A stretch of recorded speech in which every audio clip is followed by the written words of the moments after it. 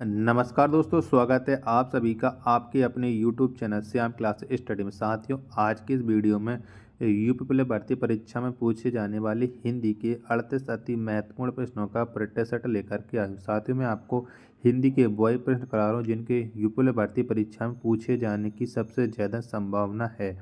तो साथियों, आज के प्रैक्टिस सेट को आप लोग पूरा करिएगा और प्रैक्टिस सेट को पूरा करने के बाद आप लोगों को अपना स्कोर कमेंट बॉक्स में शेयर करना है, क्योंकि बहुत से लोग हैं प्रैक्टिस सेट तो पूरा कर लेते हैं लेकिन अपना स्कोर कमेंट बॉक्स में शेयर नहीं करते हैं। तो साथियों, आपको ऐसा नहीं करना है, अपना स्कोर ईमानदारी के साथ कमेंट बॉक्स में शेयर करना, बताने कि आपने हमारे इस हिंदी के 38 अति महत्वपूर्ण प्रश्नों के प्रैक्टिस सेट में से कितने प्रश्न हैं जो सही किए और ये प्रैक्टिस सेट आपको कैसा लगा। प्रैक्टिस सेट पसंद आए तो वीडियो को लाइक, कमेंट और चैनल को सब्सक्राइब करना ना भूलें। और इस प्रैक्टिस सेट को आप अपने सभी दोस्तों के पास जरूर शेयर करना जो आपके साथ यूपी पुलिस भर्ती परीक्षा 2024 में दिन रात एक करके मेहनत करने में लगे, क्योंकि उन्हें इस बार हर हाल में सफलता हासिल करनी, चाहे भी किसी भी कीमत पर। तो इन्हीं सब बातों को ध्यान में रखते शुरू करते हैं आज का अपना हिंदी के 38 अति महत्वपूर्ण प्रश्नों का ये प्रैक्टिस सेट। तो पहला प्रश्न है आपके सामने, निर्देश दिया कि निम्न दिए गए वाक्य में रेखांकित शब्द की शुद्ध वर्तनी के लिए उचित विकल्प चुनिए। यानी जो वाक्य दिया गया इसमें आपको शुद्ध वर्तनी बतानी है। प्रश्न संख्या 1 का आंसर क्या हो जाएगा, चलिएगा बताइएगा।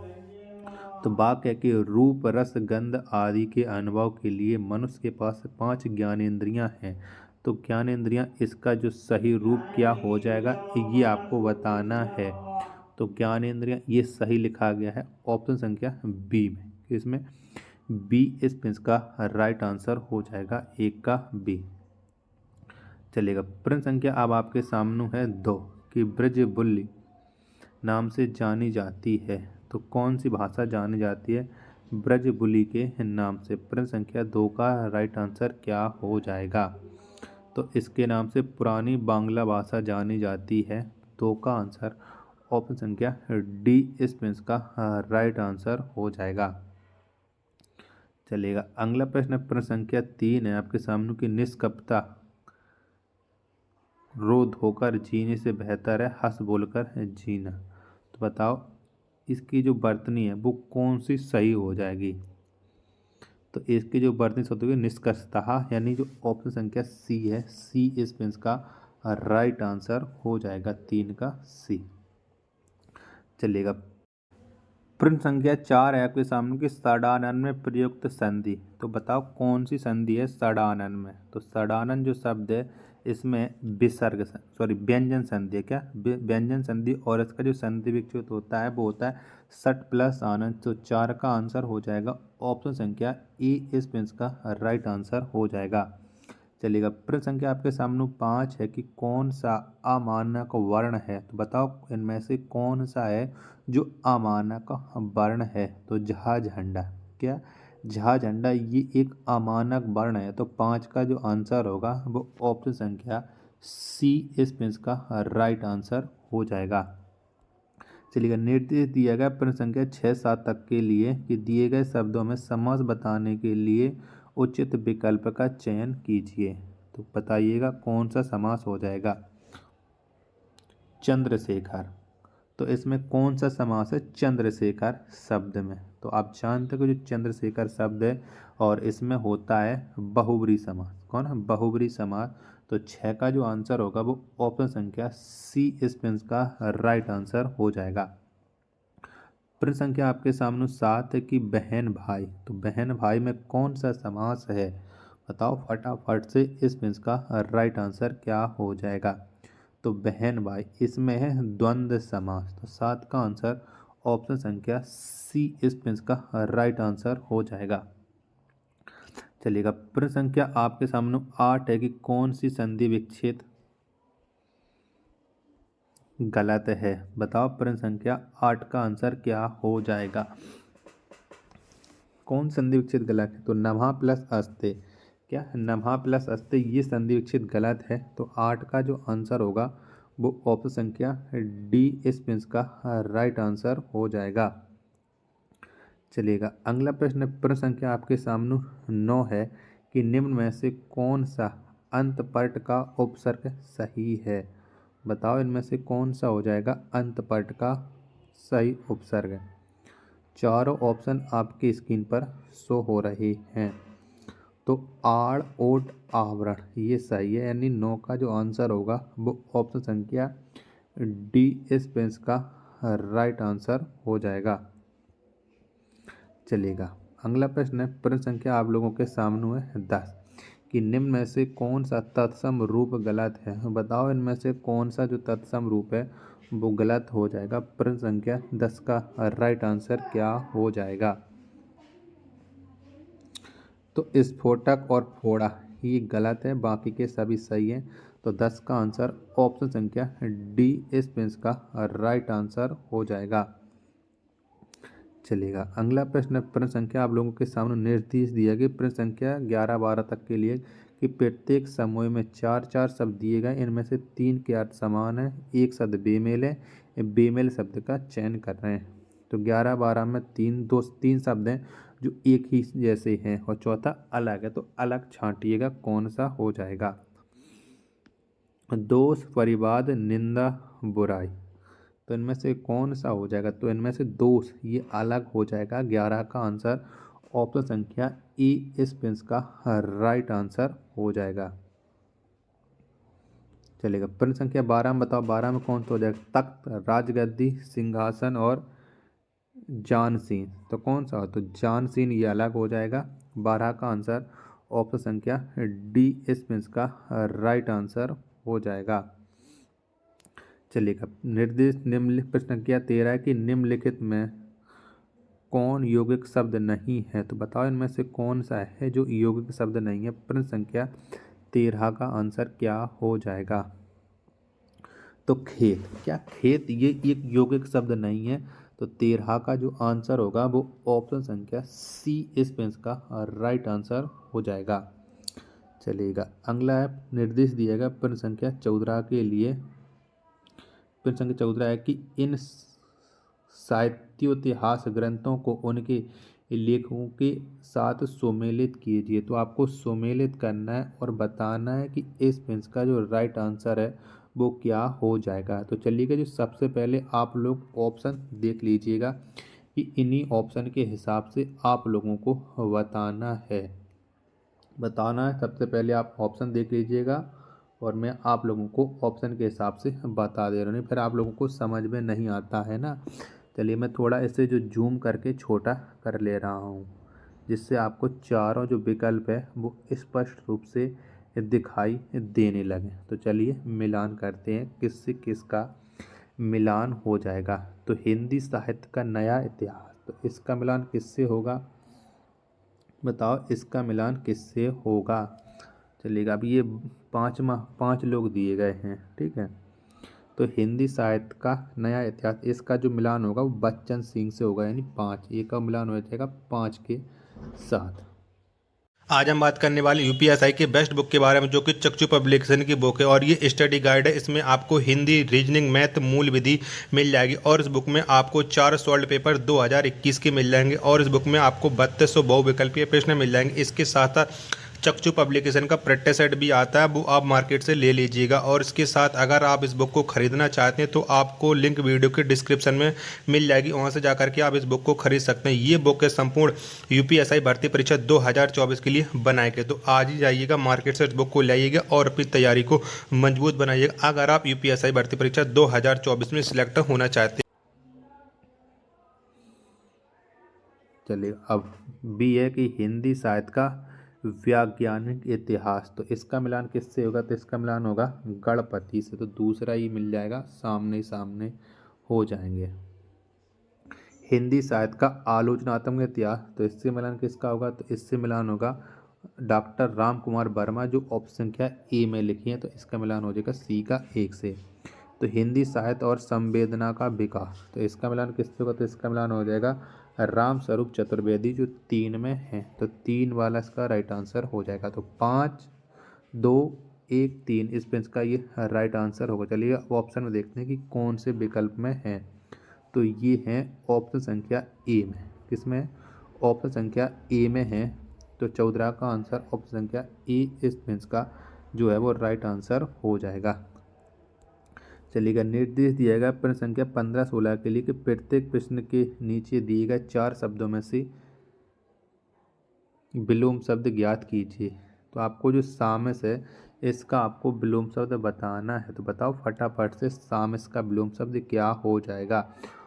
तो सामस का जो विलोम शब्द होता है वो निरामिस होता है। क्या? निरामिस। तो 15 का जो आंसर होगा वो ऑप्शन संख्या ई इसमें इसका राइट आंसर हो जाएगा। चलिएगा, तो अगला प्रश्न है आपके सामने 16 में आपको बताना है कि संयोग का विलोम। क्या? संयोग का विलोम बताना है। तो बताओ संयोग का विलोम क्या होता है। तो आप जानते हैं जो संयोग शब्द है और इसका जो विलोम शब्द होता है वो वियोग होता है। क्या? वियोग होता है। तो 16 का आंसर ऑप्शन संख्या सी इसका राइट आंसर हो जाएगा। चलिएगा, प्रश्न संख्या आपके सामने 17 है कि यम का पर्यायवाची शब्द सही है। तो बताओ इनमें से कौन सा हो जाएगा यम का पर्यायवाची सही। चारों ऑप्शन आपकी स्क्रीन पर शो हो रहे हैं। तो कृतांत, अनंतक, धर्मराज ये हो जाएंगे यम के सही पर्यायवाची। तो 17 का जो आंसर होगा वो ऑप्शन संख्या बी इसमें इसका राइट आंसर हो जाएगा। 17 का बी। चलेगा, प्रश्न संख्या 18 है आपके सामने और यहाँ पर ये कथन दिए गए हैं और तर्क भी दिया गया है। तो चलिए मैं इसे जूम करके छोटा कर ले रहा हूँ जिससे आपको ये स्पष्ट रूप से दिखाई देता रहे।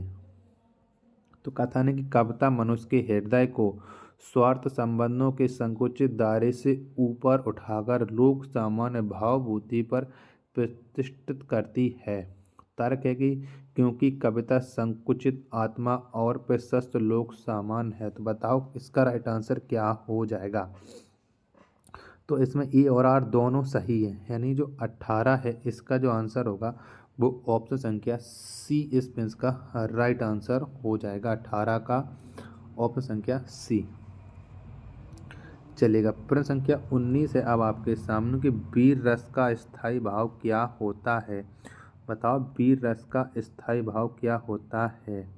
तो आप लोग जानते हैं कि जो वीर रस है इसका जो स्थायी भाव होता है वो उत्साह होता है। 19 का आंसर ऑप्शन संख्या बी इसमें इसका राइट आंसर हो जाएगा। प्रश्न संख्या 20 है आपके सामने कि छंद का सर्वप्रथम उल्लेख कहाँ मिलता है। तो कहाँ पर मिलता है छंद का सर्वप्रथम उल्लेख। तो ऋग्वेद। क्या? ऋग्वेद में मिलता है छंद का सर्वप्रथम उल्लेख। 20 का आंसर ऑप्शन संख्या ई इसमें इसका राइट आंसर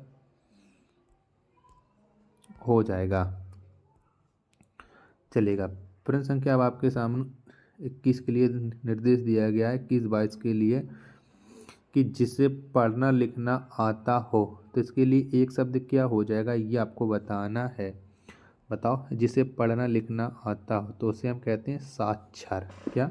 साक्षर। तो 21 का जो आंसर होगा वो ऑप्शन संख्या डी इसमें इसका राइट आंसर हो जाएगा।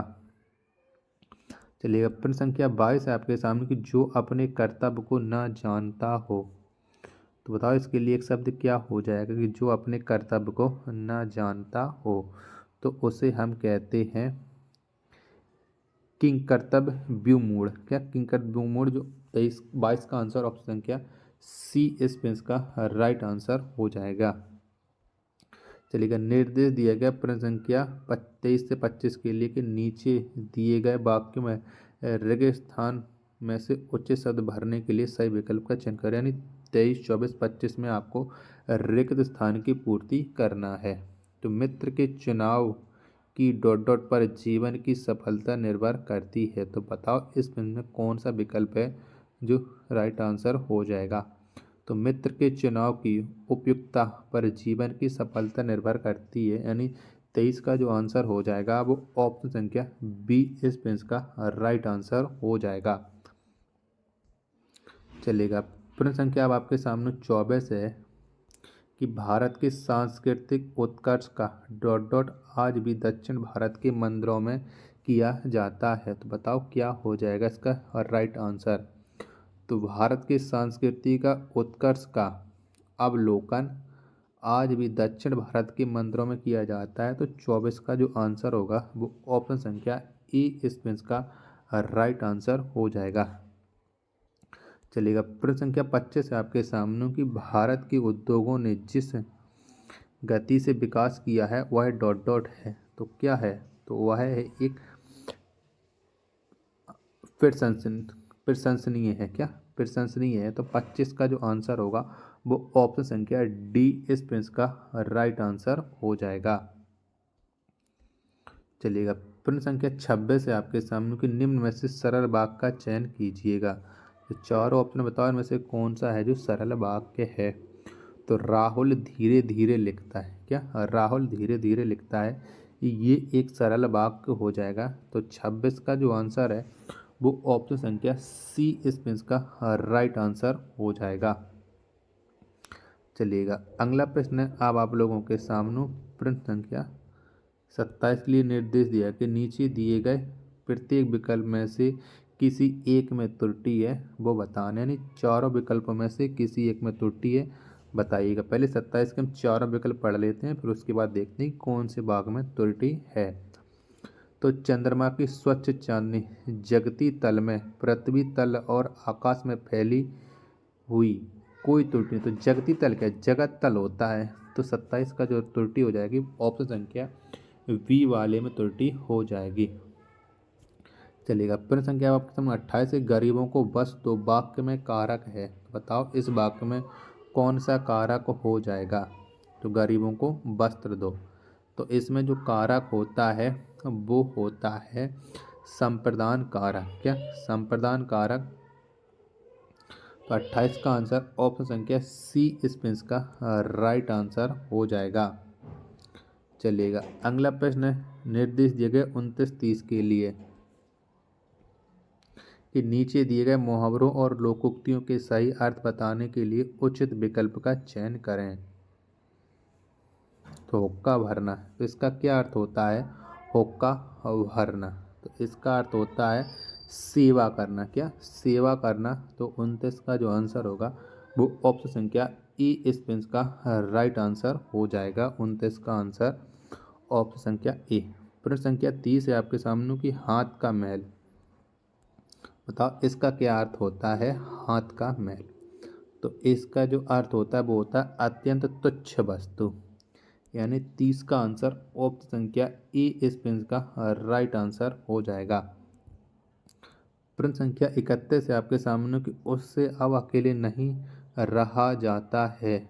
बताओ ये कैसा कौन सा वाच्य है 31 में? तो ये एक भाववाच्य है। क्या? ये एक भाववाच्य है। तो 31 का जो आंसर होगा वो ऑप्शन संख्या सी इस पेंस का राइट आंसर हो जाएगा। प्रश्न संख्या 32 है आपके सामने कि जब तक वह घर पहुंचा तब तक उसके पिता जा चुके थे। तो ये एक कैसा वाक्य है? प्रश्न संख्या 32। तो ये है एक मिश्र वाक्य है। कैसा है? ये एक मिश्र वाक्य है। तो 32 का जो आंसर होगा वो ऑप्शन संख्या सी इस प्रश्न का राइट आंसर हो जाएगा। चलिएगा, प्रश्न संख्या 33 और लास्ट प्रश्न है साथियों आज के इस प्रैक्टिस सेट का कि निम्नलिखित में से किस वाक्य में अकर्मक क्रिया है। तो बताओ इनमें से किस में अकर्मक क्रिया है। तो मैं बालक को जगवाता हूँ, इसमें अकर्मक क्रिया है। तो 33 का जो आंसर होगा वो ऑप्शन संख्या बी इस पेंस का राइट आंसर हो जाएगा। तो साथियों अगर आपको ये प्रैक्टिस सेट पसंद आया हो तो प्लीज़ वीडियो को लाइक कमेंट और चैनल को सब्सक्राइब करना ना भूलें। मिलते हैं अपने नेक्स्ट वीडियो तथा नेक्स्ट प्रैक्टिस सेट में, तब तक के लिए धन्यवाद। जय हिंद।